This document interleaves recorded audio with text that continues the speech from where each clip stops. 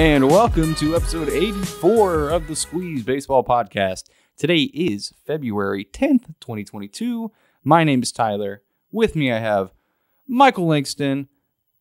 Hello! I'm sorry, I was finishing a text message. I've been ready to go. Normally I can multitask in my head. I've got about 5 things going on at the current moment in time. Honestly, I was thinking of a dumb thing to say.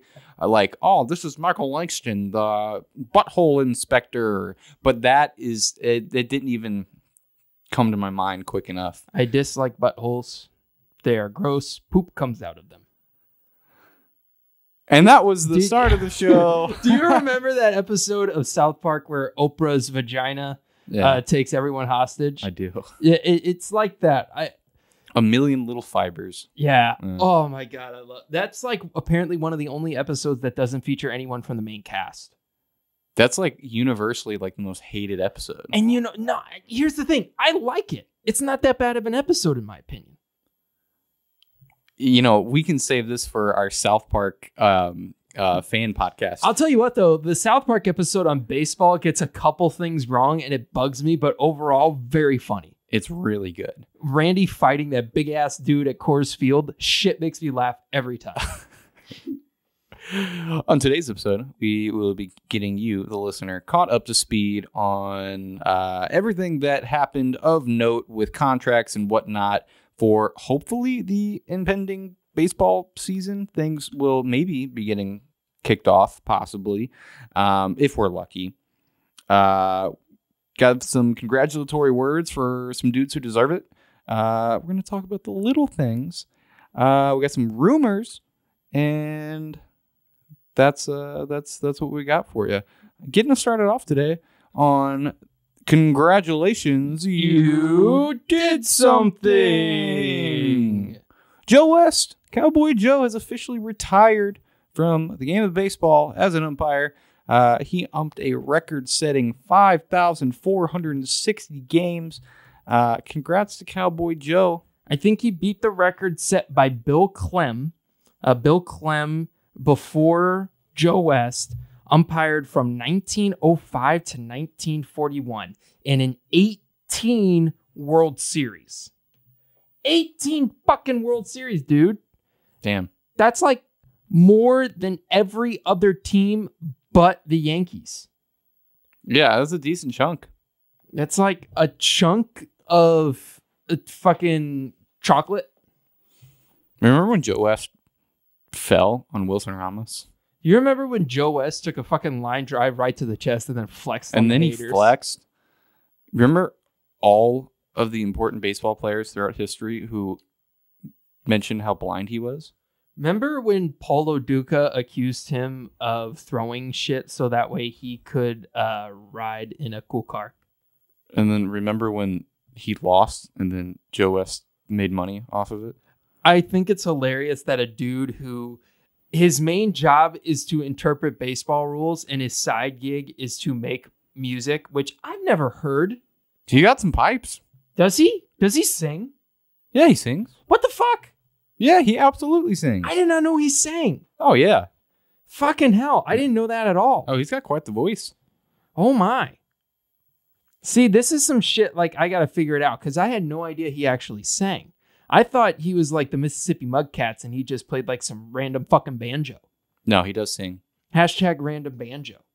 Random banjo. There's a whole song by Rascal Flatts about that shit. Really? Yeah. Oh, nice. Nice. Michael would be the more knowledgeable one on Rascal Flatts. Life is it's a highway. And I'm going to ride it all night long. I'm going to ride it all night Unless long. that highway's I-70. Fuck I-70. Yeah, tons of traffic. That motherfucker's a shit house. Give me 64, but like before McKnight. You know what I'm talking about? Yeah. Yo, have you ever been down by McNutt? I hear Herculaneum McNutt. Yeah, we played at Herculaneum a couple times in high school. Really? Yeah. It seems kind of far to be. Well, it was like a one and done. And that actually, if you're a longtime listener of the podcast, you may have heard about when Matthew, my younger brother, broke his wrist playing baseball. He broke his wrist down at Herculaneum's field. Oh, wow. That's where he broke his wrist. Oh, man. So you got some like some bad feelings surrounding my first taste Herculaneum. of game action in high school was at Herculaneum. I turned to double play. I was second base at the time, so I remember Herculaneum. It's the same field that Matthew broke his wrist on, and it's the same field where they no longer have a pitcher's mound for their bullpen, at least a pitching rubber, because it's currently sitting in my house with the date on it that was used as a splint for Matthew's arm when it broke. Oh, wow. That's the most baseball thing I've ever heard. Yeah. That's pretty cool. They used a 2x4 that they painted white. It's the most baseball and the most redneck thing. Oh, wow. The mound was a 2x. So it was just a pile of rubber. It was a pile of dirt, and then the rubber itself was a 2x4. They painted white. And so literally when he broke his wrist, one of the guys on Herculaneum went and grabbed the 2x4 out of the dirt and ran it over when they said they needed a splint. And it's okay, brother. Let me just go grab the rubber off the bullpen. And they got it, and they used that, and then they wrapped it in. I think they wrapped it in like the warm-up jerseys. That's fucking funny. And Not funny. That is fucking. All right. It was funny afterwards when he's coming out of surgery after they reset everything, and he's saying some of the most incohesive shit. But in the moment, that's a weird spot. If you're from Herculaneum and you listen to the Squeeze Baseball podcast, just know my baseball team has kicked your baseball team's ass before. Oh, man. I thought you were going to go the direction of we mean no harm. But Michael means all the harm. Damn. Maplewood has kicked your ass a couple times. I remember it was 2014. I remember 2016. I remember kicking your ass. That was a lot of fun. I think I went like 2 for 3 when I played you guys in my junior year. That was fucking awesome. Oh, congratulations. Congratulations, you did something, Michael. Yeah. In your high school baseball career. Yeah, my high school. Many years ago. Where I hit 370 something in all of high school. I didn't know this was going to be a Stroke Michael's Cock podcast. Jesus Christ. Tyler, what'd you hit in high school? Shit, not high. I think, junior year, around 3, but I also didn't play a ton, so I don't think it really matters. I don't know. I was a pretty mediocre ball player. That's respect. You were a catcher, yeah. Right? Yeah, I was. Now, were you ever the catcher where the coach would have to call every pitch, or did you call your own games? I usually called a pretty good game. Yeah. Cool, because I know it. I don't say that to be like, you're not good. I say that because there are some coaches who are very controlling on that aspect, and they won't let their catcher call their own game. Oh yeah, no, that was not how we got down at North. No, yeah, I usually called a good game. Not too many shakeoffs. Yeah, pitch selection was on point. I respect. Yeah, good times. The glory days. We're not that old. We're 23. Yeah. Both of us. Nobody liked us before we were 23, so it doesn't really. I don't know. Hold on. Wait a minute. My current girlfriend had a crush on me when I was 22. Again, this is just the fucking Stroke Michael's ego section of the show. I have a girlfriend and I hit 372 in high school. Anna liked you well before you were 23. Yeah. No. Well before. She loved you before you were 23. Ah, geez. I hope so. I know so. This is the congratulate ourselves. You did something section. They're all baseball related, ladies and gentlemen. You tuned into the episode. But yeah, shout out to our boy Max Gifford for listening in. We love Max. Absolutely. 10 out of 10, dude. This is a special shout out for him. Congratulations, you're listening to the episode. Congrats to him, Cowboy Joe, and us. That was congratulations. You did something. Moving on to news.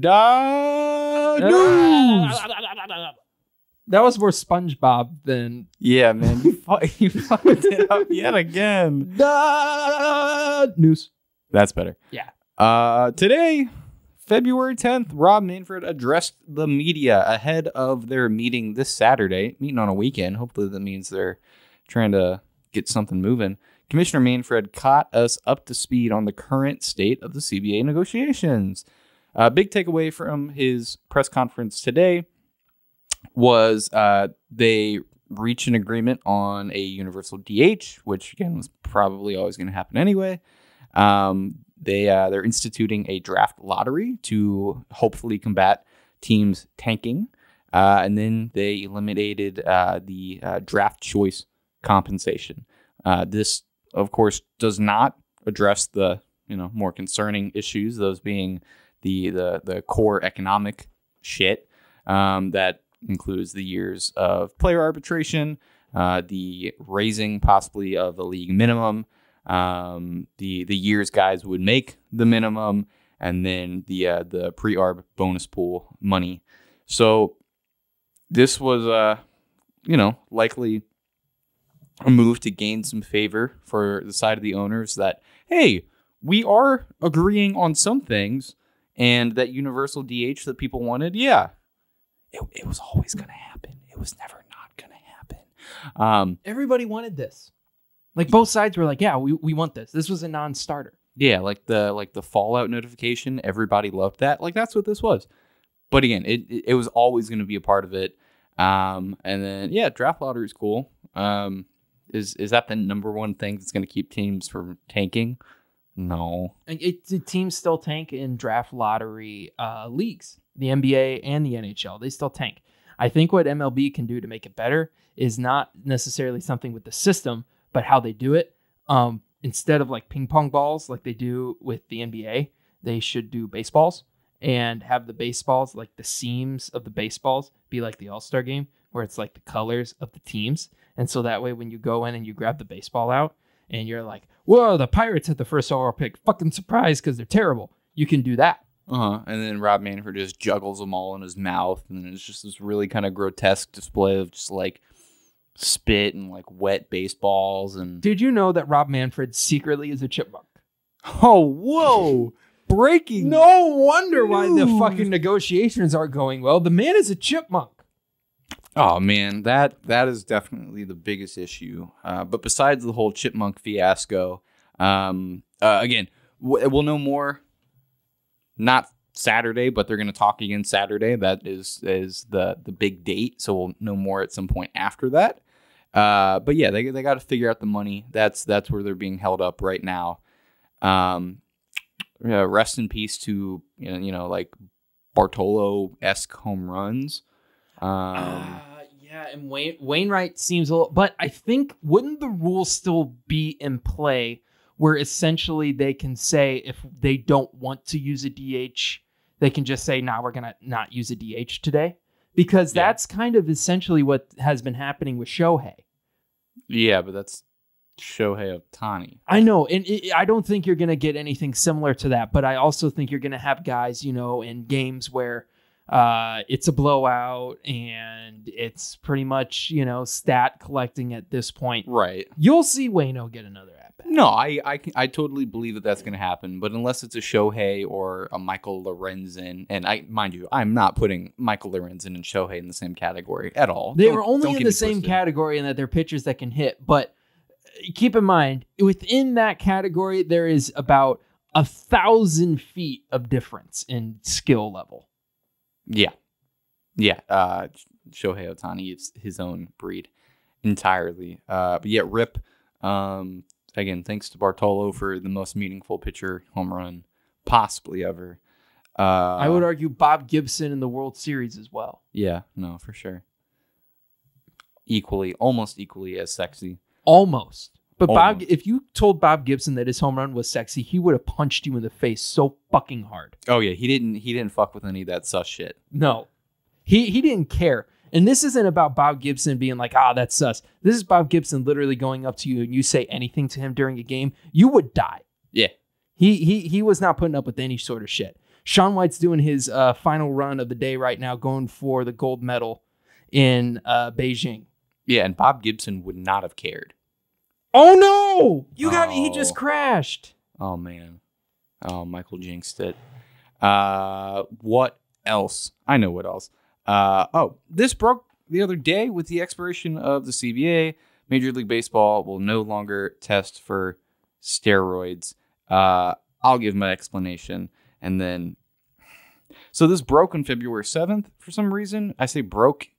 definitely in quotations, because of course they wouldn't be testing right now. I think it blew up because, Bonds and Clemens just didn't get in because of, their links to steroid usage. But Michael, I'm not entirely certain why this is significant. Again, of course they wouldn't be testing right now. There's no CBA. There's no interaction between the league and the players. I feel as though it might it might kind of be like the deal that they had with merchandise, where that is a separately negotiated deal. Shaun White's going to end up in fourth and miss out on a medal. That makes me really, really sad. I love Shaun White. Shaun White got me to love the Olympics back in 2010 in Vancouver. But anyway, that right there, it might have been, I think it was a separate deal between the owners and the players, similar to the merchandise sales. Because if you go into a store right now and you go to the back and they have all the jerseys up on the wall, they have the players. Like, if I wanted to go get a Tyler O'Neill jersey right now, I could go get a Tyler O'Neill jersey. Same with an Ohtani, same with, anyone on the Mets or anyone on any other team. I could go get that jersey. That's allowed because it's a separate deal. I feel like this was kind of the same thing, but the expiration date was just on a different day. Now, there is that argument of how does this relate to the Hall of Fame? If you're a player right now and you're recovering from an injury and you're trying to come back from an injury, a guy like Max Muncy, who apparently has been dealing with a torn UCL like this whole time, and we had no idea about it. Now, I'm not saying Max Muncy is a PED user. I'm not alleging that at all. I think Max Muncy is 100% clean. But if you're a guy like that who's recovering from an injury, a la Andy Pettitte, that I think right now, since there's no testing, use what you can, because there's no way you're going to get caught until there's a new agreement with the CBA, because then everything else is going to kick back in pretty much. Right, but what is the significance of using, unless you are using something strictly for recovery, what is the significance? Because again, there's a new deal surrounding PEDs is going to be in place when baseball comes back inevitably. So why this broke as if Major League Baseball is no longer testing for PED. Like, again, that was the headline, which I think was super wrong and kind of misleading. What the hell? Who cares? It's not like exactly. It's like, yeah, of course they're not testing right now. They're barely talking right now. Like, what the fuck does that matter? Why the fuck? If you're like the IOC, for example, like, let's talk about the Olympics right now. If you're going to go play for the United States in baseball for the Olympics coming up in Paris in 2024. That's 3 years away right now. The IOC probably doesn't have a deal. They probably have a deal yet for testing, but why the fuck are they going to care right now?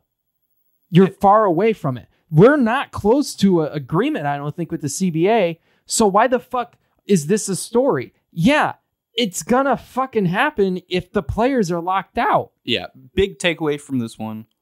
When we do get baseball back, at some point, they're going to test for steroids. This does not mean that they no longer are testing for PEDs. That's it.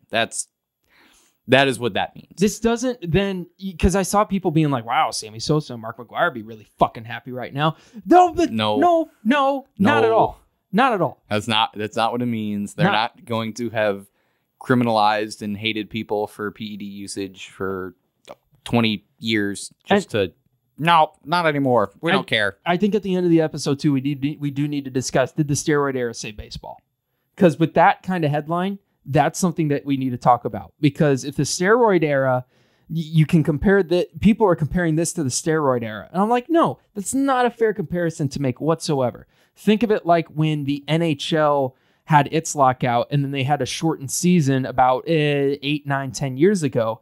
You had some players who didn't go over to Europe and play. And then you had some players who did go over to Europe and play. The players who went over to Europe were tested. The players who didn't go over to Europe, I assume that some of them probably were, but not everybody, because there's no fucking deal in place. Yeah, just odd headline, odd timing, odd. You know what else is odd? MLB asked to bring in the fucking mediator, which MLB not making any moves whatsoever in their negotiations and any stretch of this imagination. It's all just been fucked. Rob Manfred actually came out and did a good thing today. I liked his tone. I liked the way he was presenting everything today.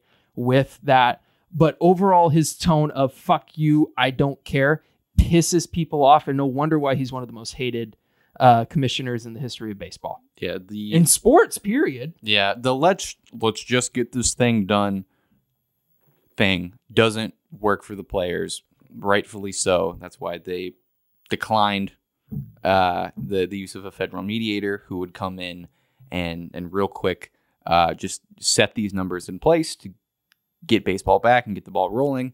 That's not really what they're going for.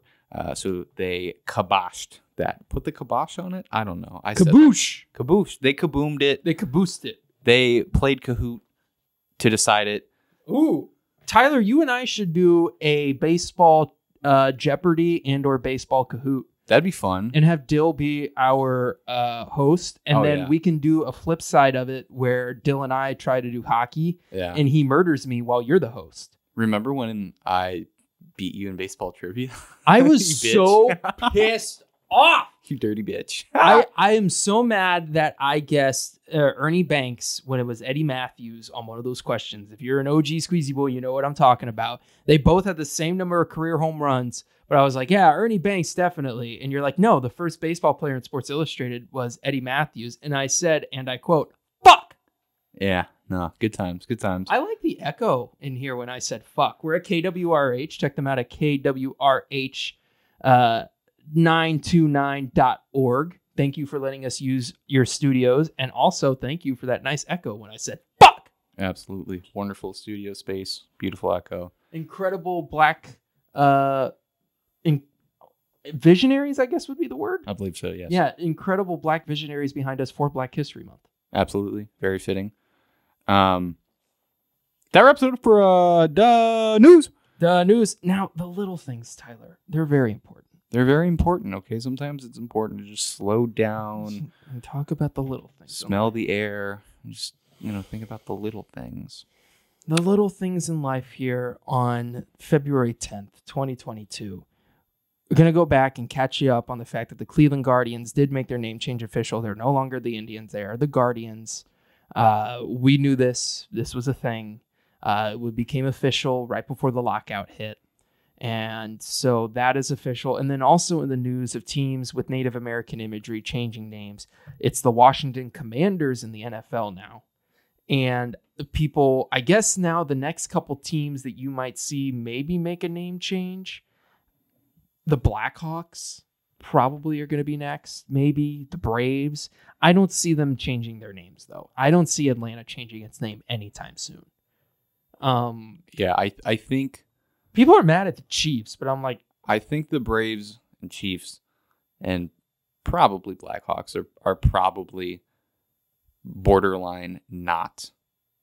I'm not going to say not offensive because I am a white man with no stance on this at all. Yeah, but we're white dudes. Yeah, I'm a straight white dude. Therefore, my opinion on anything revolving like social justice or race relations, I will admit, doesn't hold any weight. But I would assume those are like probably not over that line. Maybe, I don't know. Well, I know the Blackhawks emblem, the logo that they use is actually it's a chief from the Blackhawk tribe, and it's them trying to idolize that chief. It just seems less offensive than Redskins. It does. Anything is going to be less offensive than Redskins. It definitely seems not quite as intense, but what do I know? But yeah, Guardians in 2022. If we play in 2022, I fucking hope we play. So you had that. That was the thing we wanted to catch you up on. But then this one happened between the last recording and this recording.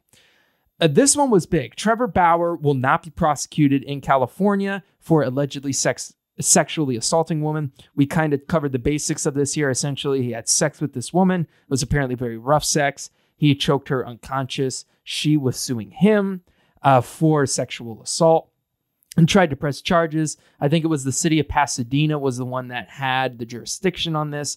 They ended up turning down the case recently, saying, well, essentially, they just said, we're not going to prosecute him. That could mean a lot of things. They don't necessarily have the evidence that they needed. But essentially that's kind of what you can lean into it. Now, there's some other shit that we're going to talk about with, or I think that we covered already with stupid people saying stupid things about this. It was in What the Fuck Is This Shit last week, I believe, where it was Rachel Luba saying something about Scherzer's deal in comparison to Bauer's deal. And it was complete bullshit. But that was at the time when Bauer was still being investigated. Now that Bauer is not going to have criminal charges pressed against him for this, he could still be punished, but not by the legal system. At the current time, the only people who can punish him are the MLB. And they have just recently handed down different suspensions. That also was in What the Fuck Is This Shit? And I'm going to just make sure that I copy and paste over What the Fuck Is This Shit? Because there were a couple things in there that were very important from the last time around.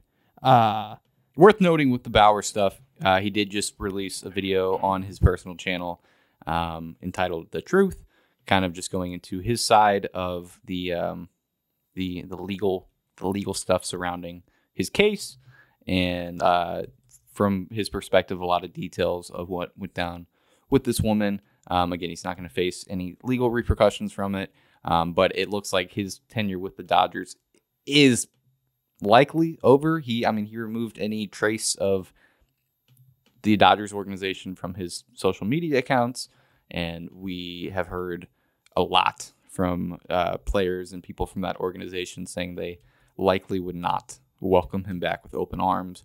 So what happens with Bauer in 2022 is completely out in the open. You can almost think of him as a free agent at this point. I don't know. I just the likelihood that he pitches for the Dodgers again in Los Angeles, not super likely. I keep seeing people saying, oh yeah, he's going to be their opening day starter now. They just announced it.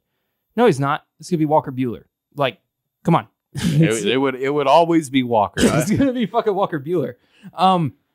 Yeah, I see it with this, if the MLB doesn't hand down any sort of suspension or fine or anything for this, maybe he pitches.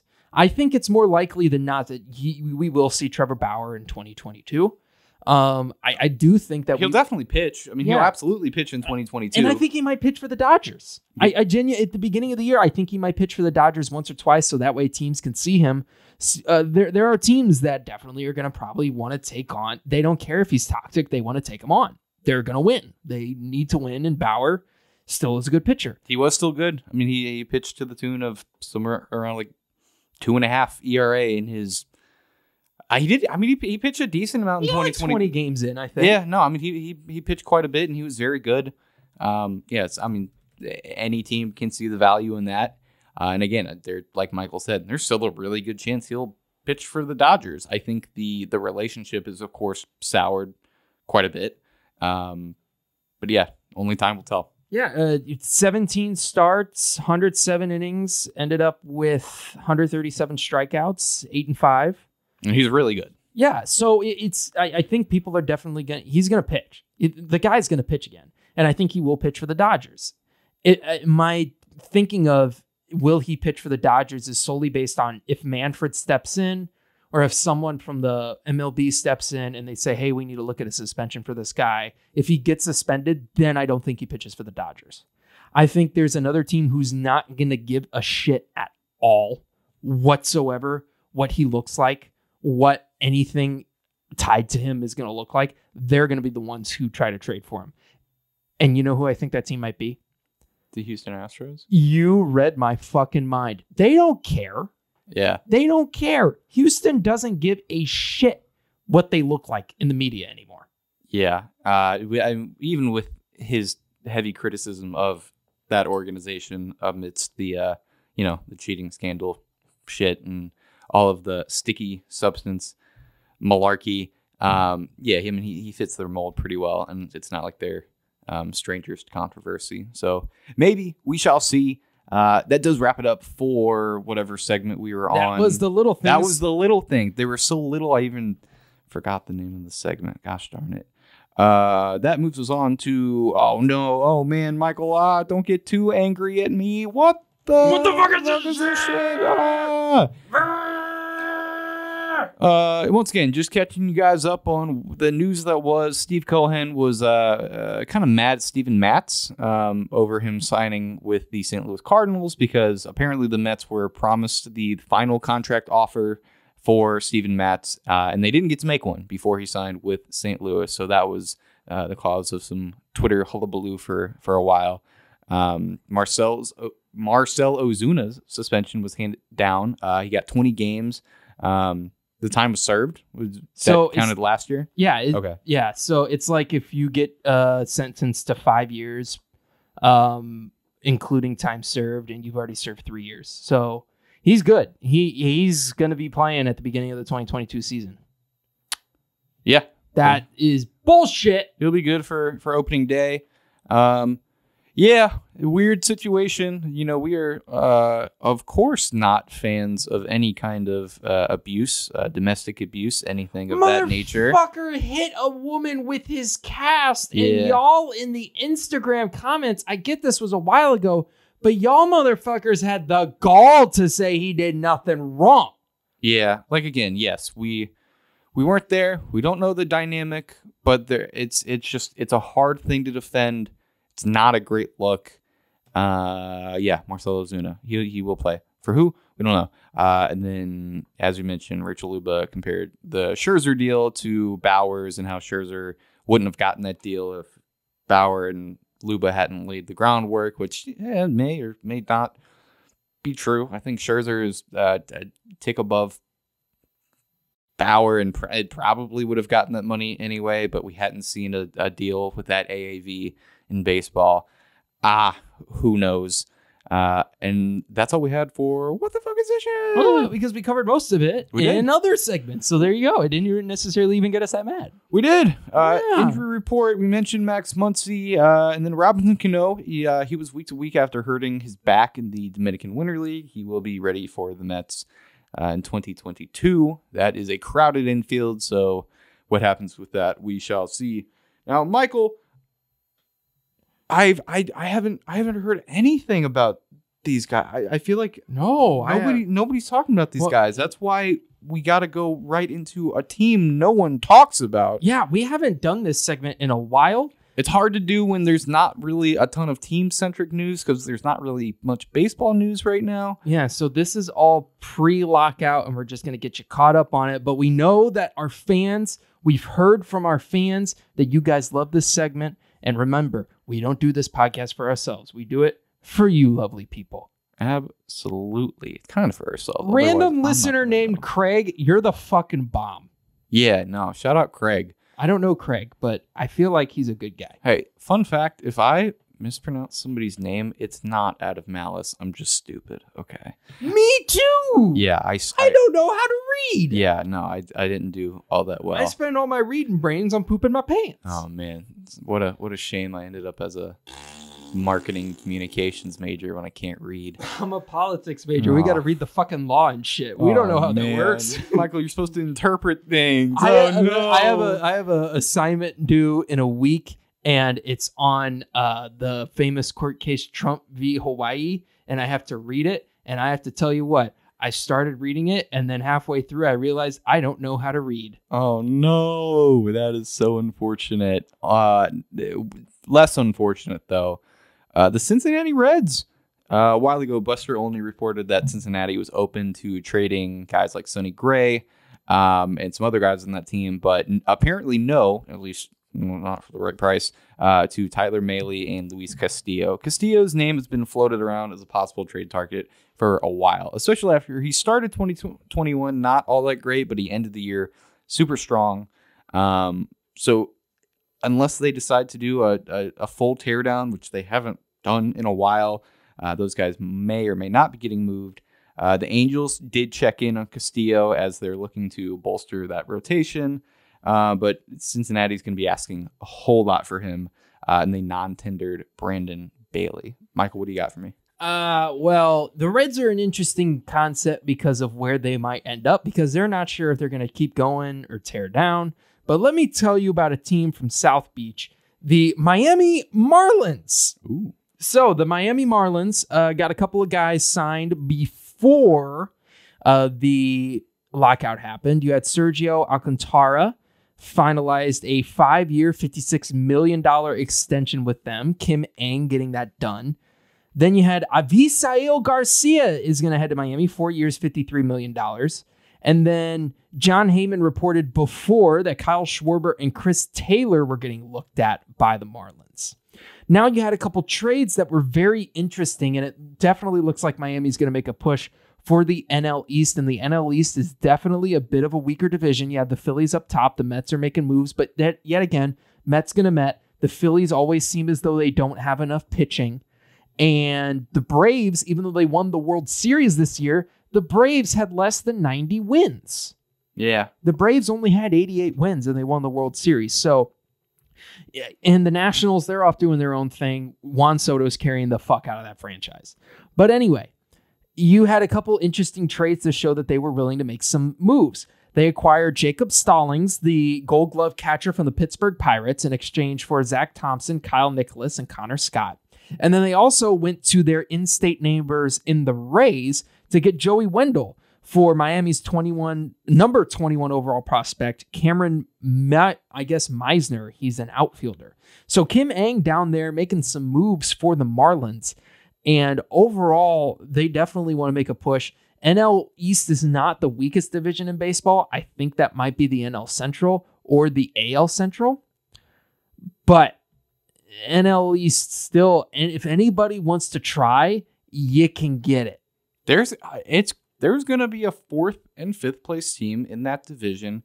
I couldn't tell you who it's going to be. Again, we don't really know what's going to happen. 5th place is going to be Washington, but we don't know who anybody else is going to be. Yeah, like whether Philly steps up or the Marlins have another, storied season like they had in that awesome 2020 year, or whatever happens with them. Yeah, I don't know. A couple notes on your Marlins.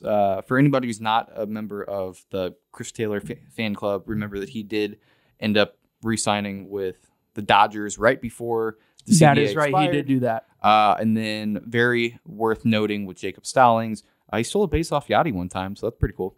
Yeah. Yeah, that's kind of cool for Jacob. And I Stallings think Schwarber is still a free agent, so Schwarber still might be in play. They do want to bolster the outfield a little bit. Yeah, he's probably going back to Boston. I don't know. I don't see why he doesn't. Yeah, it would make some sense. And that wraps it up for a team no one talks about. We will be back with a team no one talks about next week. Will we have any worthwhile news? Who fucking knows? Tyler, who do you want to take? Good thing with this one, everybody's on the board because nobody's talking about anybody right now. You know what? I feel like nobody ever talks about the New York Yankees, so I'm going to take the New York Yankees. Oh, my God. Okay, we're going to break our rules here because normally we say we're not allowed to talk about the Yankees, the Dodgers, or the Cardinals. There's no news. But there's no news, so we're going to do it. And I am going to have to go and talk about the other New York team. I'm going to talk about the Mets. Ooh. They're always doing something dumb. We're going to go to New York. So we're going to blast through rumors, fired and hired, and extension heaven, give you our thoughts on the massive contracts that were signed. Yeah. Again, this is largely in an effort to get you up to date. That is kind of the meat and potatoes. Michael, if you had to, and the stipulation with this is it has to be something that you've either made before or you know with certainty that you can make. If you can only have one meal, nutrition aside, for the rest of your life, and the ingredients will be provided to you, but you have to make it. And let's say you have like a kitchen set up to work with and everything. What is that meal? You have to make it from scratch, 100%. You don't have to kill the animal if it's animal based, but from scratch. Let's see. There's this shrimp pasta that my mom makes. But have you made it? Can you make it? I can't. If you give me the recipe, I can. Okay, good. Shrimp pasta with roasted broccoli. Cool. Or you give me a Steak and Shake kitchen and the right ingredients, I will make any burger on the Steak and Shake menu. Okay. Cool. What about you? Oh, bro, listen, man. I mean, I can. You've thought about this question. I can tell. Of course. I'm probably so many great options. I'm throwing down with a chopped cheese, bro. Like it's gonna be as if you went down to the fucking bodega, hit up Aki, asked for it the Aki way, and I I enjoy a nice chopped cheese on a roll. We want to get you caught up on the latest news. And through the grapevine, Michael heard some rumors. The Rangers manager Chris Woodward said Texas was looking at hometown boy Clayton Kershaw. I don't see him going anywhere else but the Dodgers. I know the Dodgers probably aren't fucking interested in it, but I don't see it. Doesn't really ever seem to have an amount of money that they won't spend. Kershaw is LA's guy and an all-time legend. Yeah, I don't know. I don't know if there's much weight to that one. Chris Bryant is gaining a lot of intrigue from a lot of teams, but some of the what are you doing, buddy? Oh, I see what you're doing. I wasn't using. I wasn't trying to touch your chest. Sometimes I was pointing out. We're not always a video podcast, so when we are, sometimes I forget. Yeah. I thought Michael was trying to like stroke my pecs or something. No, we already did our stroking this episode. Oh, I'm wearing a Mariners sweater right now. I'm wearing a Blues 5K shirt. I ran a 5K today. My feet are Michael killing fucking me. runs. He's fit. I'm not fit at all, dude. It took 30 minutes and I was dead at the end. I had to drink like 2 protein shakes to feel better. Oh, I'm Michael. I do things of note. What did I do? We're not bringing up the conversation we had before. Oh, jeez. Yeah, he's gaining a lot of intrigue from the Mariners. I thought you were going to say I was gaining a lot of weight. Yeah, Michael looks fat as shit right now. God, you fucking tubby piece of shit. Oh, golly. This is the Shit on Michael podcast. Just kidding. But yeah, KB's getting looks from... Again, I think there's a chance the Cubs could bring back one of their guys. Hobby's off the board. But I think it's Rizzo. If it's anybody, it's probably Rizzo.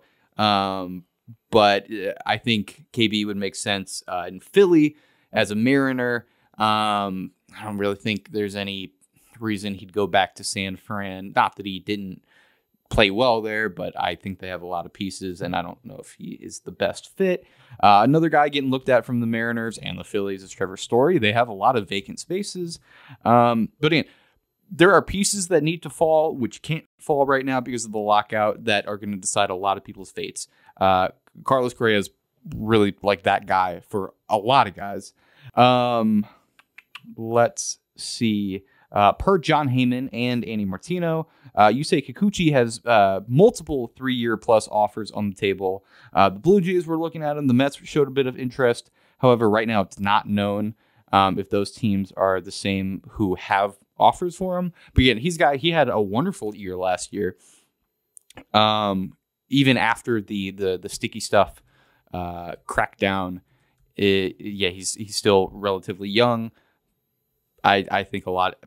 I mean, most teams are on the market for a decent starting pitcher right now. So where he goes, who knows?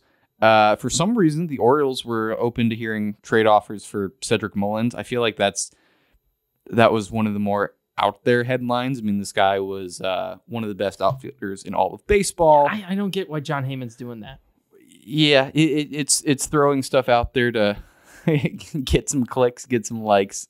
He's one of the few bright spots along with Trey Mancini. And again, they have a guy like Adley coming up. I don't see him getting moved for anything other than Mike Trout. The Cardinals showed some early interest in Joe Kelly, reuniting with their former stare down champion. There's still buzz around that. Cardinals need a bullpen arm. I like Joe Kelly. And the GOAT, Jim the Cat Hayes, was the one who made that initial report. Ooh, the GOAT. Look at him. I love Jim Hayes. Like, y'all need yourselves regional sports cable journalist like Jim Hayes. Get yourself a man like that. He's one of the greatest people of all time.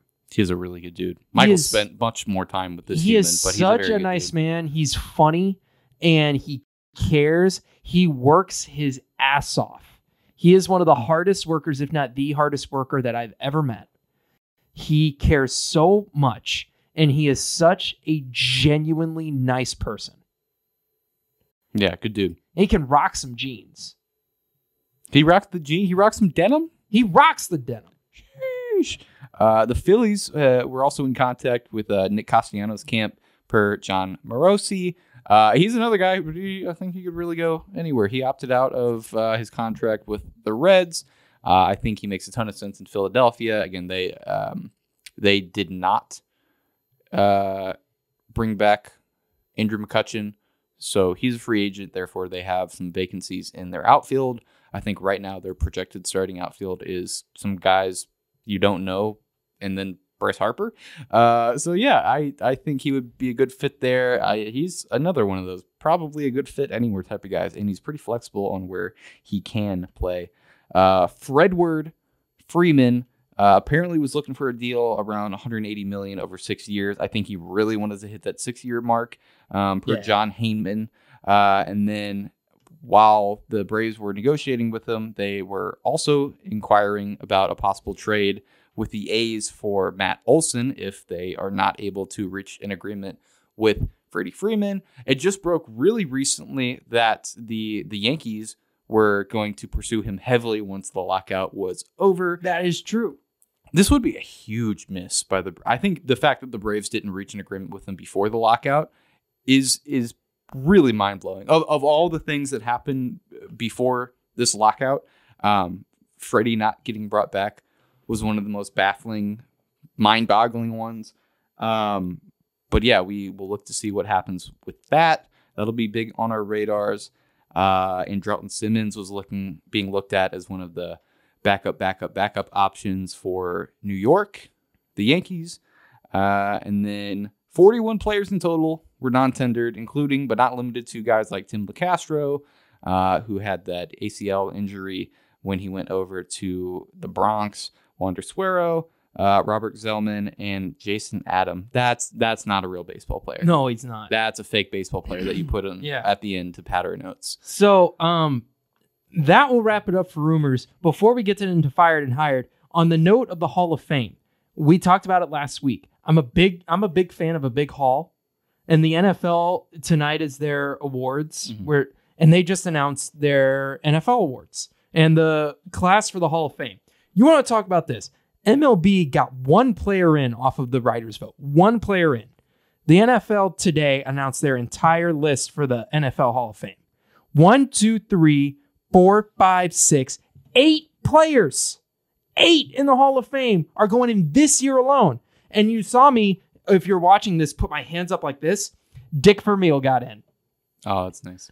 If you don't know, Dick Vermeil was the head coach for the greatest show on turf, St. Louis Rams.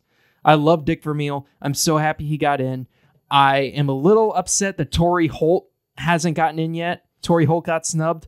But Dick Vermeil finally gets in. One more piece of the greatest show on turf gets in. Oh, and look, they didn't take it so seriously to the point where they disregard people's playing careers when they don't have to. So that's cool.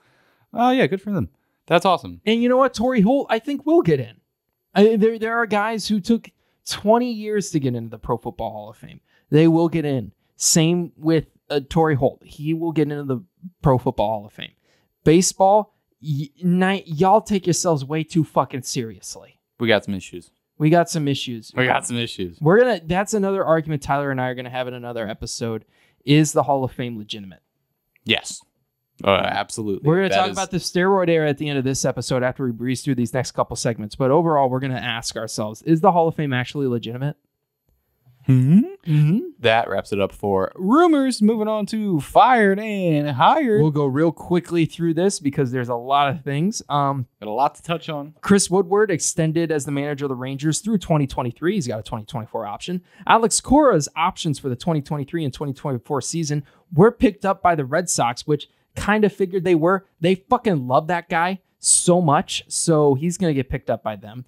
Michael Burdar is the new hitting coach for the Padres. He was a hitting coordinator for the Giants, and he's only 4 years older than us, Tyler. Oh, man. The man's 27. What the fuck are we doing with our lives? Oh, geez. Good for that guy. Another thing with the Padres, Ryan Christensen has been hired as their new bench coach under the same role.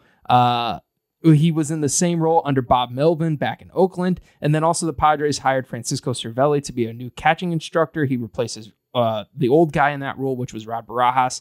And then we didn't put this in, but I'm going to put this in right now. Mike Schilt got hired by the MLB. So Mike Schilt was going to be in a role, I guess it was the Mets or somebody was going to hire him on. That deal didn't become official. He now takes a job in the on-field kind of department within MLB. So good for him for landing. We like Mike Schilt. Good guy, good baseball mind. And I'm super happy for that dude. I love Mike Schilt. He's a nice guy. Yeah, we like Mike Schilt. We are Mike Schilt fans.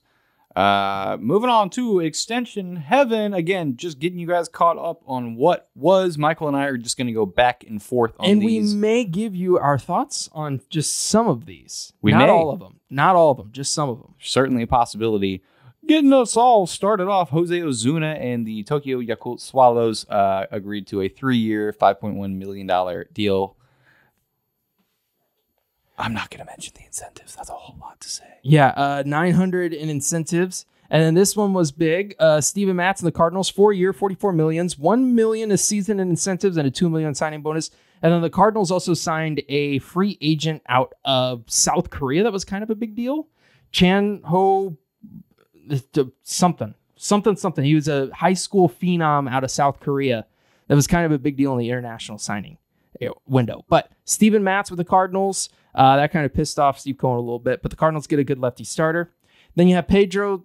These next three are the Brewers.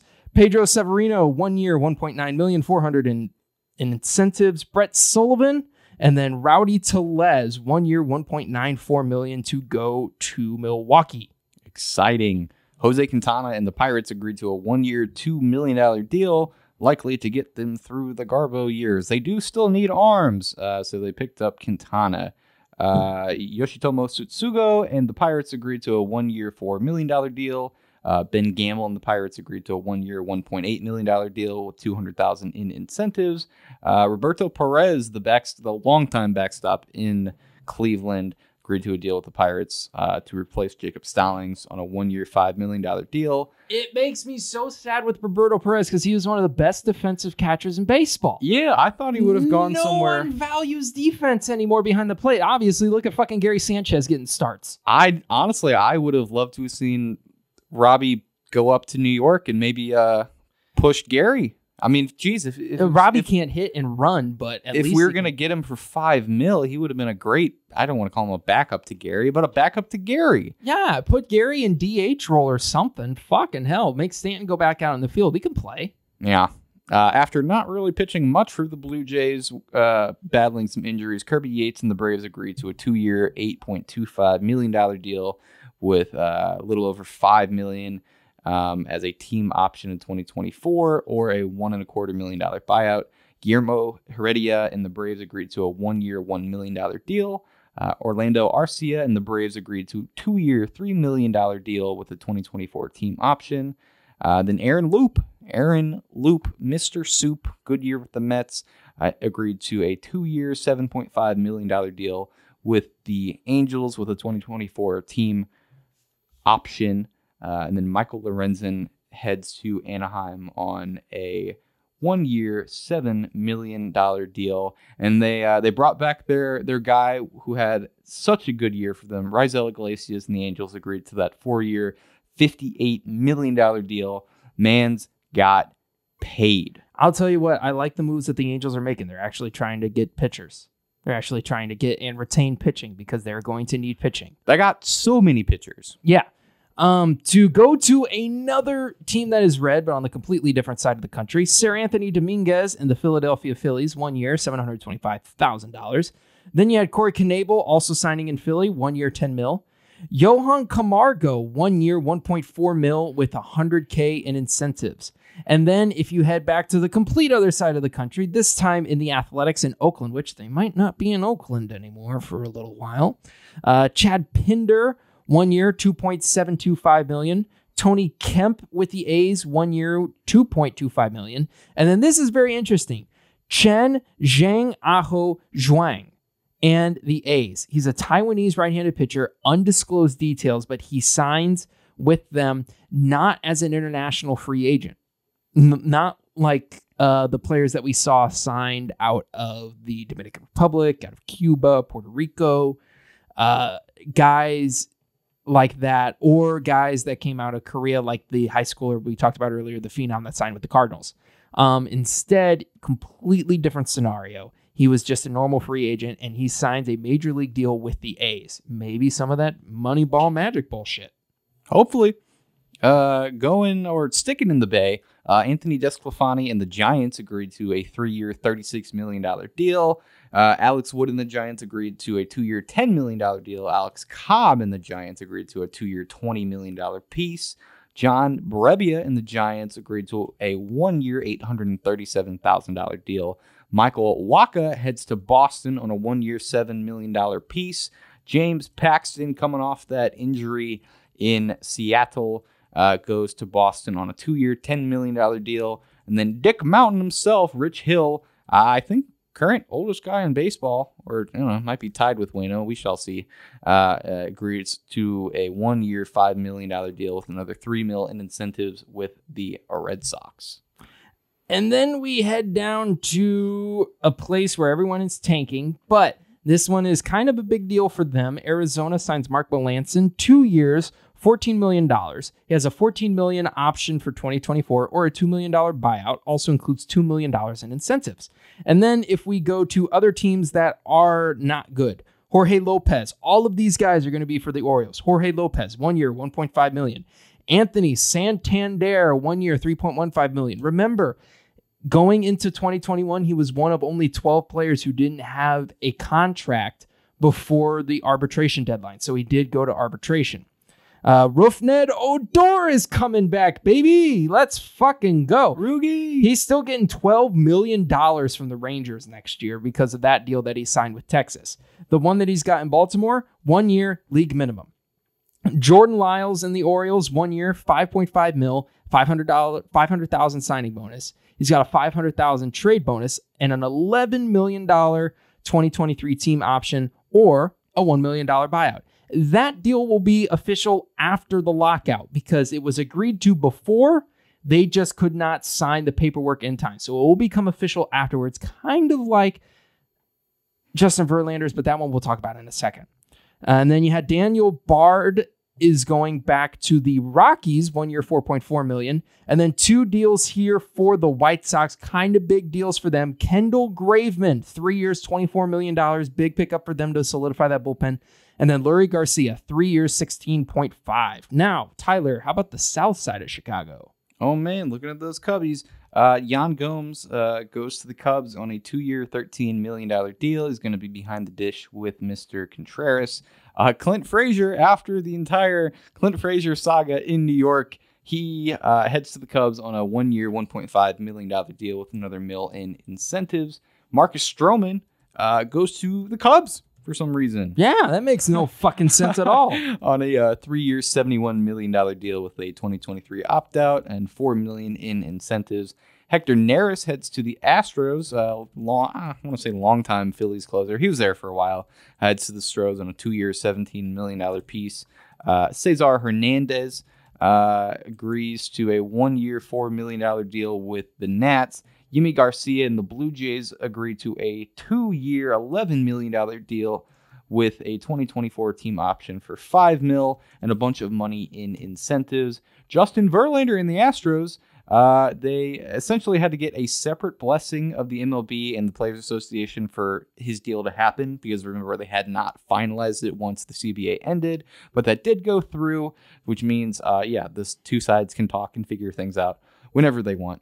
I think it was that they agreed to a deal in principle, and then everyone assumed like, oh, it was signed, but it wasn't signed before the lockout hit. And then as soon as the lockout hit, they were like, oh shit, yeah, we didn't do this. It's like, oh yeah, we were supposed to get the paperwork done. Oops. Yeah, and then during the lockout, they had to go to both sides and go, hey, can we have special permission for this? And they were like, did you agree to it before? And they were like, yeah. Yeah. So it's a 1 year, $25 million deal with an option for $25 million for 2023. It's a lot of money for an arm with a lot of miles. Speaking of a lot of miles, heading up to Toronto. We're already up there with Yimi, but it's fine.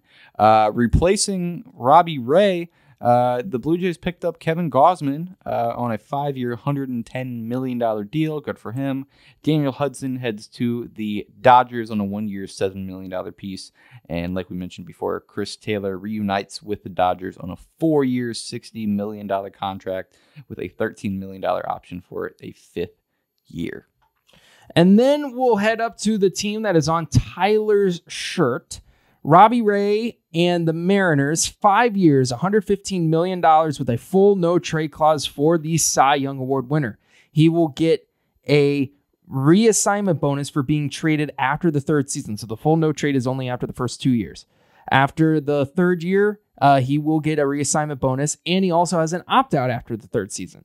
Then the Mariners also get Andres Munoz, 4 years, $7.5 million. These next couple are the Padres. You're going to have Luis Garcia, who was big with the Cardinals this year, will go to San Diego, 2 years, $7 million with a $500,000 bonus. And then Nick Martinez. This one will become official after the lockout, 4 years, $20 million. He kind of pitched in Texas for a little bit, went overseas, absolutely killed it. Now he's going to come back to the MLB. This one was big for the Tigers. Javier Baez will head to Detroit. 6 years, $140 million. Kind of now will affect, will the Tigers go for Carlos Correa? Not 100% sure now after that because of all that. Then the Mets rattling off big things, one right after the other, right after the other. Mark Canha, Eduardo Escobar, Starling Marte. You get Canha on 2 years, 26.5. You get Escobar, 2 years, 20. You get Marte, 4 years, 78. But the big one, Max Scherzer, right before the lockout hits, 3 years, 130. 750 in incentives every season, a full no-trade clause, 4 premium tickets to every home game, and the ability to buy 4 tickets to every postseason home game in New York. You have that shit that happens. And then, Tyler, I want you to talk about your favorite team in the New York Yankees. I do. I like my Yankees. Gio Urshela and the Yankees agreed to a 1-year, $6.55 million deal.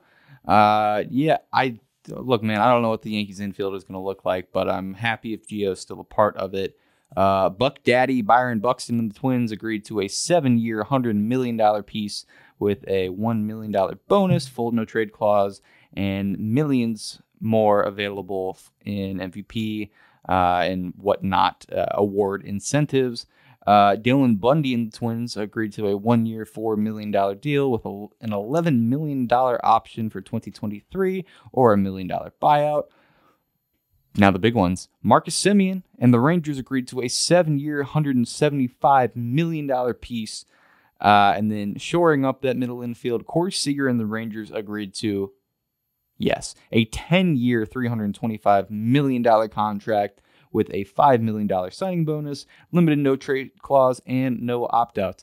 This is why maybe Carlos Correa heading to Detroit might still make sense. You see the Rangers, who have not been great the last couple of years, spend a dickload of money on their middle infield. Yeah. Maybe the Tigers are looking to do the same thing. Yeah. We shall see. Cole Calhoun and the Rangers agreed to a 1-year, $5.2 million deal with a 2023 option. John Gray and the Rangers agree to a 4-year, $56 million deal. The Klubot. The Klubot. This one was good. A good half a season in New York. Agree to a 1-year, $8 million deal with $5 million in incentives with the Rays.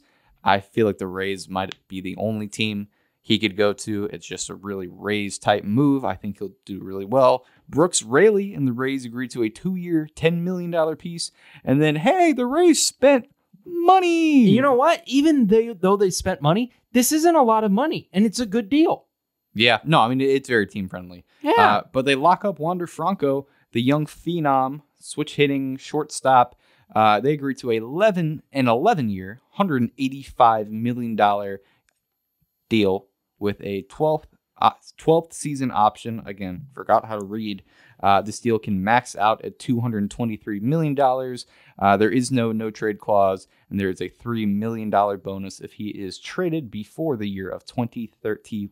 God damn, that's a good deal for the Rays. It's a good deal for the Rays. Wow, wherever the fuck they decide to play. That's an Ozzy Albies Acuna type deal. Yeah. Then there's the old trading post, and then we'll get into our short little conversation on the steroid era. Oh, heading down to the old trading post. The Braves acquired Jay Jackson from the Giants. This was all before the deadline, by the way, the lockout. Ooh. For a player to be named later in cash, and then the Athletics went out and got Brent Honeywell from the Rays for cash. You ever got your hand caught in a Honeywell before? Yes, I watched the new Jackass movie, and someone else got another certain thing caught in a Honeywell, and a bunch of bees tried to sting them. Oh, gee willikers, that sounds painful. The Angels acquired, hey, that's my name, Tyler Wade, the speedster from New York. Oh, that's nice. For a player to be named later, or some cash. Honestly, I would probably take the cash because I'm a little strapped for cash. I like cash. The Rangers acquired Billy McKinney and Zach Reed from the Dodgers for some cash money. The Diamondbacks of Arizona. You ever got bit by a Diamondback? I got bit, but I didn't get bit, but I got stung by a scorpion one time.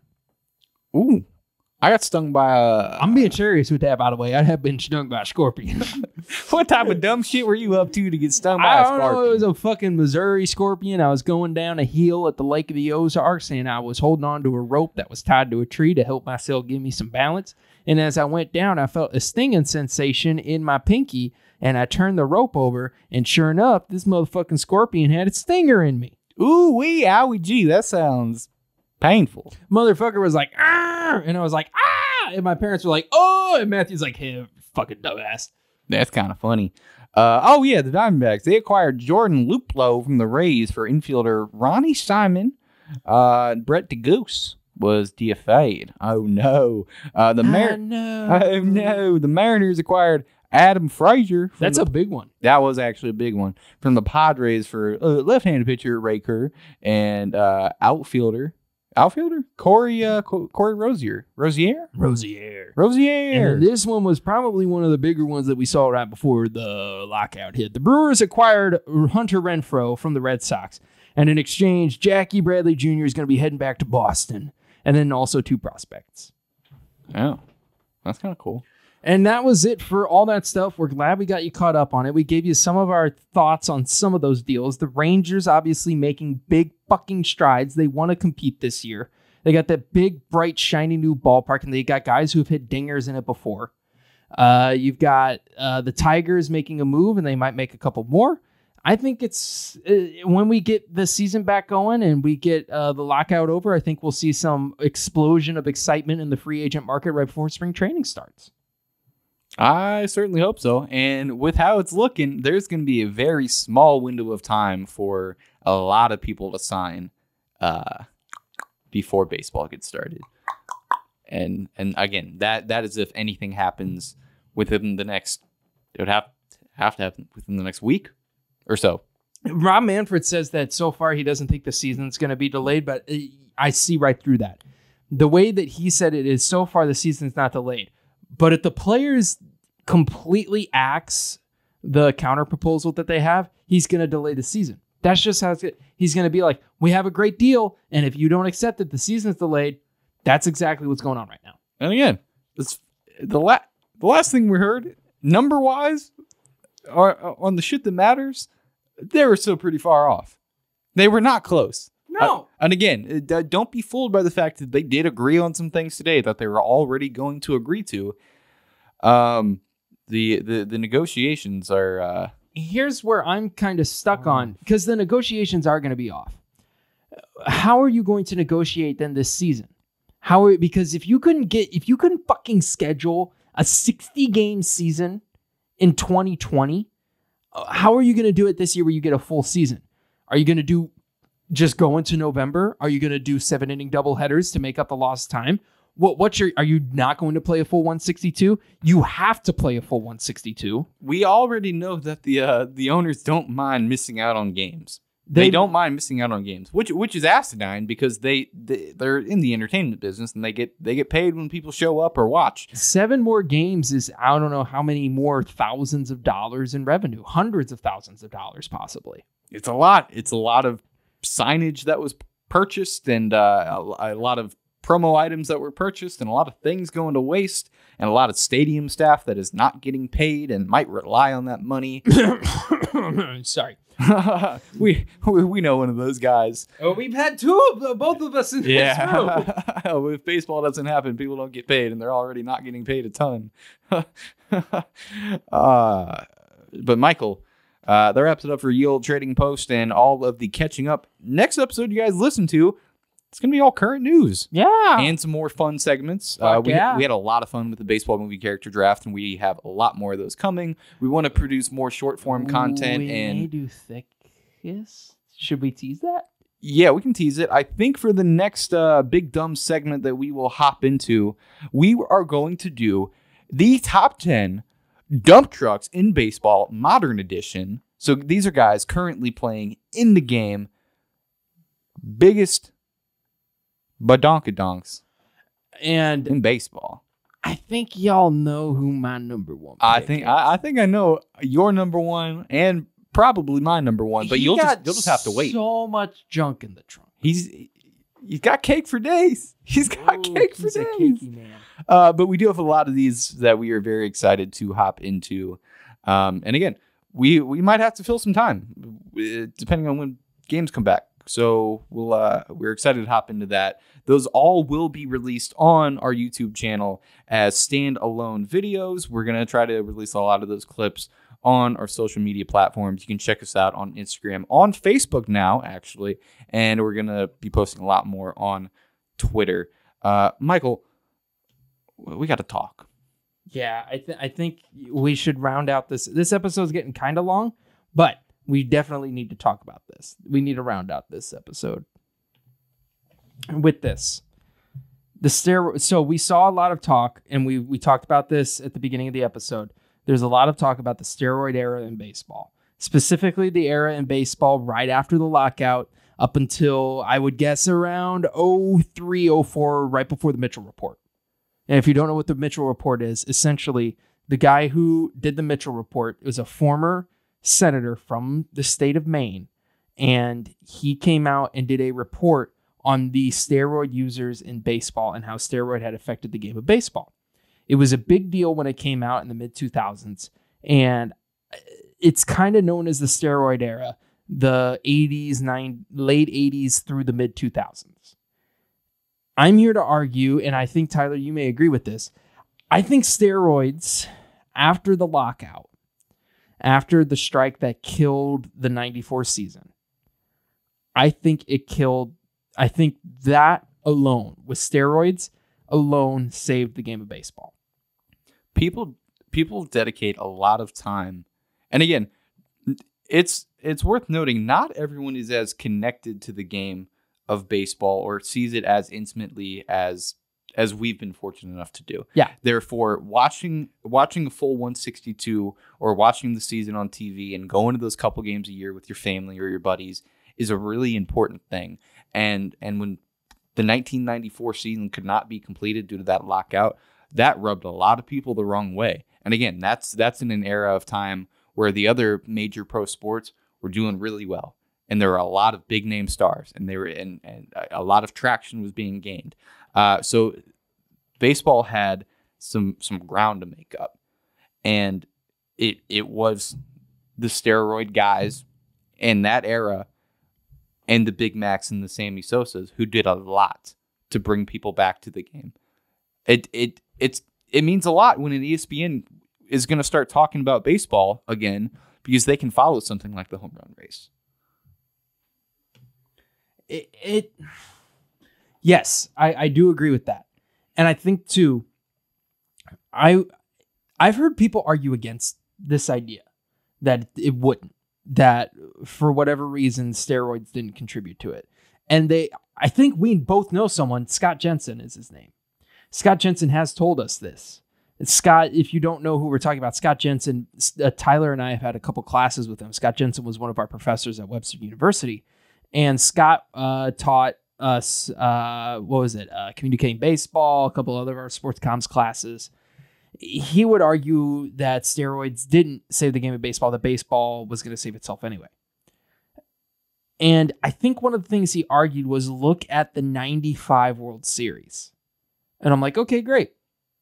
Yeah, there's a lot of people there. It's the fucking World Series. You're treating the World Series like it's the benchmark for this, like the bare minimum here.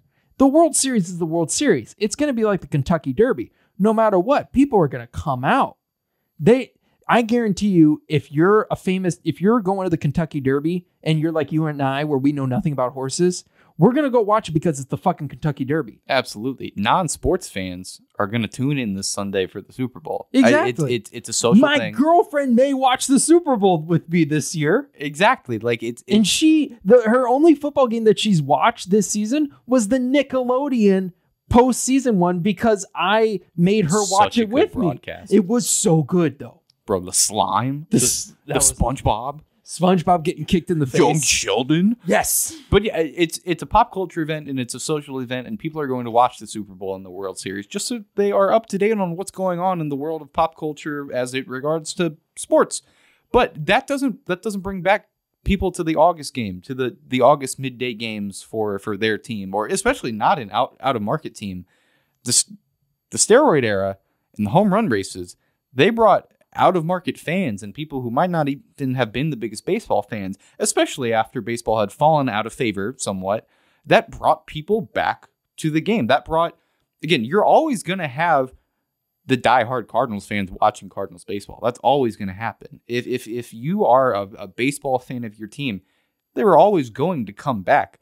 This brought baseball back into general popularity, which it so desperately needed. Yeah, in 96, when the Yankees start their dynasty, they win their first World Series of what ends up being 4 World Series in 5 years. People are going to watch that, and they're going to watch that World Series. And if you're a Yankees fan, and you know what? Here's the thing. The Yankees are one of those people where they completely transcend sports. If I am in Idaho and I know nothing about baseball and you ask me to name a baseball team, I'd be able to say, oh yeah, the New York Yankees. Good for the Yankees for being able to have a dynasty that's exciting. But you're not going to know anybody on that team. You're going to be like, it's the same with the Cowboys. If you're not a sports person and you ask me to name a football team, you'd be able to name the Dallas Cowboys, maybe, or the New England Patriots. You wouldn't be able to name one of the other teams that haven't been dynastic. But then if I ask that same person who's not into football, can you name a player on the who's the starting quarterback for the Cowboys? They wouldn't be able to tell you that it's Dak Prescott. It would have been the same thing in the 90s before the home run race, before steroids really affected the game. You sit there and you ask someone, okay, do you know who some of the players are on the 96 Yankees? And someone in 96 who's living somewhere and they have no idea about baseball, they're going to go, I have no fucking idea. Yeah. They're not going to know Mariano Rivera. They're not going to Derek Jeter. They're going to know afterwards, but they're not going to know in that moment. It exploded popularity in places that it didn't need to. And the big markets at that time too, like I'm talking like the big markets where they didn't even have teams in Florida, where they had just got the Marlins and they had just got the Rays, and those teams, the Marlins ended up winning the World Series in 97, but right after that they tear down and they're not a good team. You're coming out not to see your own team. You're coming out to see somebody else. You're coming out to see Mark McGwire, this fucking redheaded kid from Southern California hitting in St. Louis. You're coming out to see a Dominican hero and Sammy Sosa playing in fucking Chicago, of all places. You're coming out to see Barry Bonds, this dude who could run bases like nobody's fucking business and hit absolute nukes. A kid from California that went to school in Arizona is now absolutely killing it. You didn't come out to see basic baseball. You came out to see behemoths of baseball. And yes, is there a purity of the game that was lost? Definitely. But you didn't lose it in the way that you thought. If people back then thought that you lost it holistically, which I think is the argument that someone like Scott Jensen would say, you lost holistic elements of small ball. That is simply not the case. Small ball still existed in the 90s. It most definitely did. It was what was highlighted. And I think that's what saved the game. What was highlighted. We highlighted these guys. Like McGuire, like Sosa, like Bonds. Could name a bunch of other fucking power hitters from that era. And you look at what the highlights of that era, and these are the names. These are the guys who did it. These are the guys that created that era of history. And again, like for anybody who is big on, you don't want to diminish history, or you don't want to rewrite history, or you don't want to whitewash history and not tell it how it was, to not give a lot of these guys the credit that they deserve, or just completely criminalize them or punish them when, let's face it, a lot of teams, not a lot of teams, all teams made a lot of money and benefited and sold a lot of tickets because these guys were doing what they were doing. And yes, does it go against the integrity of the game and the fabric of the game, and were they cheating at a certain point in time? Yeah, there were rules set in place at a certain point in time, saying you can't do this. But to benefit from this financially, and to benefit from this by winning and selling these tickets, and then to just pass the blame upon strictly to that one guy or that group of guys, I think it's just morally wrong. I think it's fucked up. And it's kind of weird to think about too, because in 1998, let's go to like the home run chase in 98. In 1998, the guy who led all of baseball in WAR was not a hitter. It was Kevin Brown of the Padres. That makes no sense. 18-7, 35 starts. In that year, he finished with a career 67 WAR. He had a 9.1 WAR. For players, for guys that aren't pitchers, it was A-Rod with 8.5 with the Mariners. Let's talk about a guy, though, like if you're going to say, all right, that whole era is tainted, you can't let anyone in. What about Ken Griffey Jr.? Ken Griffey Jr. came from that era. Ken Griffey Jr. is 100% clean. And I love Ken Griffey Jr. Ken Griffey Jr. would not have been enough. There were a couple different things and a couple different times when baseball has been hit really, really fucking hard. And it needed an outlet. It needed to bust out and fix itself. These old records being broken was important. If somebody hears that Hank Aaron's record is going to get is close to being like, people care about that. I tuned into the Olympics today. There was a Dutch speed skater about to win. It would be one of the only times in history that someone has won a medal in 2 gold medals in the same discipline in Olympic history.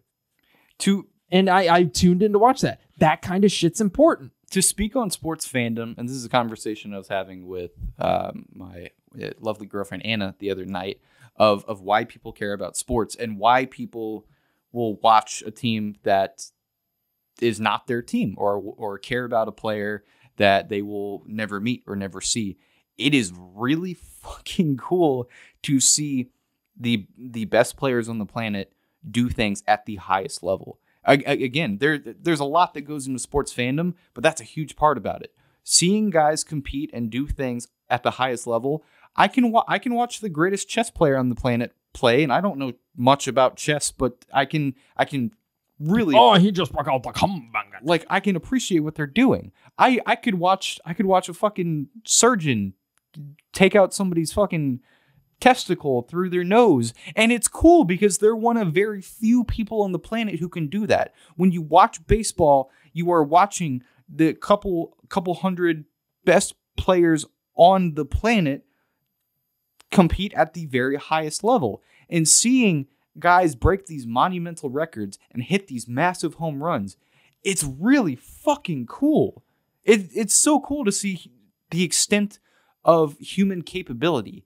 And were they achieving it 100% naturally?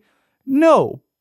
But it's really fucking cool to see people hit 500-foot home runs. There was a meme I saw one time where it essentially said, let's have a one-time Olympic event where we just let everyone fucking ball out on steroids. Yeah. Do whatever they can. Let's push the peak of human capability and see where we can go. I'm perfectly fine with this. Look, I'm not going to say I'm perfectly fine with it. I think guys who got popped for cheating, one way or another, things, did they do it cleanly? No. Obviously, they didn't do it cleanly. We know they didn't do it cleanly. What they did, though, for the game itself, it's like, now we can look back and argue the validity of what they did. Absolutely. Michael, why do more people watch Major League Baseball than watch indie ball? Because it's the top of the game. It's the best of the best doing things that you can't see anywhere else. Why are some tickets to a baseball game $1,000? Because it is the best viewing experience to see the best players on the planet, of which there are not many, compete at the highest level. And that's really fucking cool. It is insane to me when people say that everything... I've heard this said before. Scott Jensen didn't say it, but I've heard people argue it in Twitter comments and all of that. Everything from the steroid era should be voided. Everything is tainted. Nothing legitimate came out of it. Really. Nothing legitimate came out of it. The legitimate fun that you probably had watching it, to go back and say, oh, I was duped. You weren't duped into having fun. You were duped into believing that that was the peak of human capability without help. You were not duped into believing that what you were watching was awe-inspiring and amazing. You were not duped into falling in love with the game of baseball, either for the first time or again. You were not duped into falling in love with the characters that this game can produce in a guy like Sammy Sosa, in a guy like Mark McGwire, in a guy like A-Rod, in a guy like even people who love the fact that Barry Bonds hated everyone. Barry Bonds is essentially the quintessential heel of... He is like the best Attitude Era heel of all time, and he didn't even fucking wrestle.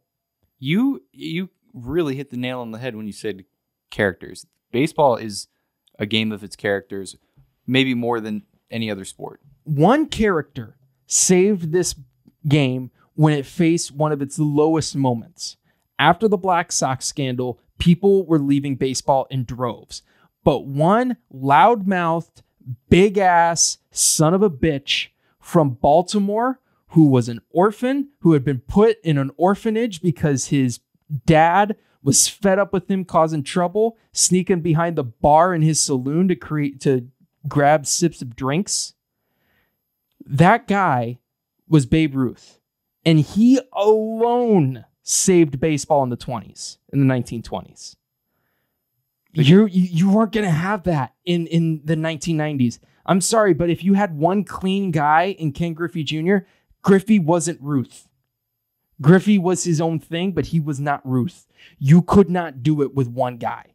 The game of baseball is really old, and it's not perfect. And it is largely about those characters. It's and perfect because it's imperfect. It's such an imperfect game, and it has been throughout its entire history. And we haven't seen our last scandal in baseball. Oh fuck no. We haven't seen the last guy who's going to cheat.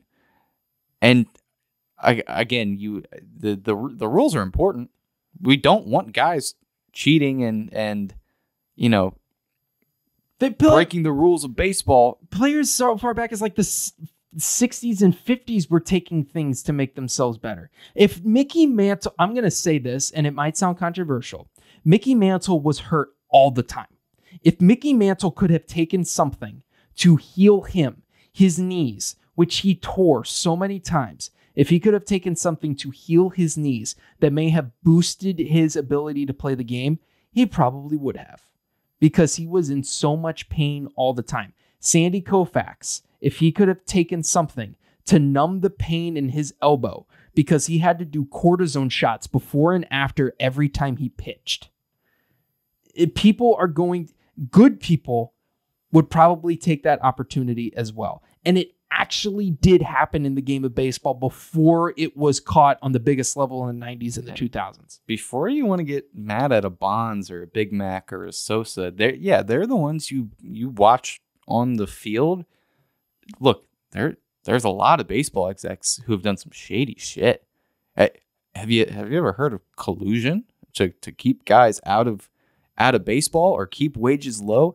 Look, there are a lot of guys who weren't on the diamond or out on the field who have done shit way worse than any of the steroid users. Let's set that out too. That is worth noting. And they aren't the ones who are being criminalized or being kept out of the Hall of Fame, of which they did perform those acts and they deserve to be there. There's a lot of shady characters in baseball that you don't know about who have done shit way worse than a Barry Bonds or an A-Rod or a Hanley or a Manny Ramirez. Or it's, again, to think that we have this super clean, super pure game of which we absolutely could not let a steroid user of all people into our illustrious, clean Hall of Fame, which again is supposed to tell the history of baseball. To think that is mind blowing, and to tell an incomplete history of our game is just sad. It is, despite the steroids or despite the cheating, it is that era of baseball. Look at American history. To tell the entirety of American history without mentioning the negatives or the bad parts would be a very incomplete record of how we got to where we are now. If you want to give baseball fans, old and new, an incomplete record of how we got to the modern game, then omit those guys. But I think it's wrong. And I think next episode, we're definitely going to get into the legitimacy of the Hall of Fame, whether or not it is legitimate, because we've had problems before, especially with last year and this year with guys not getting in. I will say this, and this will be a part of my argument for next week as well. The Hall of Fame is not just the Hall of Fame. It is the museum, and you are right. It tells the entire history of baseball. I've never been to the Hall of Fame. From the accounts that I know of the Hall of Fame, it's very simple. The actual hall where the plaques are is just a room. A boring room with a bunch of guys' faces in it. That makes up maybe 5% of the Hall of Fame itself. Everything else tells the story of the game. And I've gone and looked I've been to the fucking Smithsonian, and they have shit on steroid users in the Smithsonian, in the Smithsonian Museum of American History. It was so cool. It's so cool. It was sick. They have a whole exhibit on Latin American Latin influence in baseball. Pedro, we're not going to say Pedro did steroids. I don't think Pedro did steroids at all. But they had a ton of stuff on Pedro. They had a bunch of other guys. Some of them we definitely know did do steroids. They were all in there. They have other things that tell the history of this game. Stan Musial's bat that he used for his 3,000th hit at Wrigley Field. Stan Musial did not use steroids. That still tells the history of baseball. But then to say a few years later, oh, we can't... Essentially, the argument is this. Either all of it is okay or none of it is okay. And if none of it is okay, then you are cutting out one of the biggest, most explosive, most fun, one of the eras that generated the most traction for baseball in America's psyche. If you say none of it is okay, you are taking a decade and a half worth of baseball, some of the best times that made millions and millions of fans, and you're throwing it out. I'll end because we've been talking about this. This is a long episode. I'll end my thing with this, and I've heard this from multiple people, both people who know very little about sports and people who know a hell of a lot about sports. Especially with baseball, because we've seen motherfuckers look like fools trying to play the game of baseball that are really good athletes in other areas.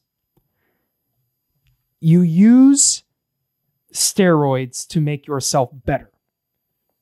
But you have to know how to play the game before. Mark McGwire was already a good baseball player before steroids. You cannot just give a guy steroids and make a guy a big motherfucker and tell him to go out there and hit 500 home runs. He's not going to be able to do it. You have to know how to play the game first. These guys knew how to play the game. That's why this was so enjoyable. It's not like a new era where guys just didn't know how to play baseball and they were up there striking out all the time and hitting dingers. They were striking out all the time and hitting dingers, but they knew how to play the game. That's why it was also so exciting, because it wasn't just a guy going up there trying to hit home runs. It was a guy who knew, who grew up, who loved the game of baseball, playing the game he loved. And because of that, it rubbed off on millions and millions of people. And I still think I'm a big baseball fan today. And part of that is because when I was in my mom's stomach, when she was pregnant with me, Mark McGwire and Sammy Sosa were saving the game. And I 100% believe that if we did not have the home run chase in 98, if we did not have the home run chase in 97, there was a home run chase in 97. People don't know about it. It was the one where everyone was thinking like, oh shit, is this actually going to happen?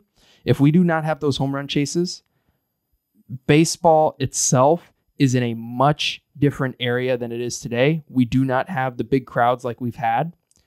Every game looks like a Marlins game. Baseball fandom would look much different if we did not have those guys do what they did. And again, it's odd to omit history or to say that this was not a massive part of why the game is what it is today. And I think, Tyler, with that, I think that's a wrap on this episode. I think that's a wrap. It almost feels like we went like an hour and a half, 2 hours. Felt good. Felt really good. Touched on some heavy subjects. Yeah. Caught up our listeners on the state of baseball. Had some important conversations. Make sure to check us out on all the platforms. We're on Instagram, Twitter, Facebook, Spotify, SoundCloud, Apple Podcasts. If we had to push you towards a primary listening spot, Spotify does seem to be the way to go. Check us out on YouTube. We post our full episodes and clips there. Check us out on TikTok, dropping hot reels. I want to thank you for listening to this episode. My name's Tyler. With me, I have Michael. I bid you adieu. Bye.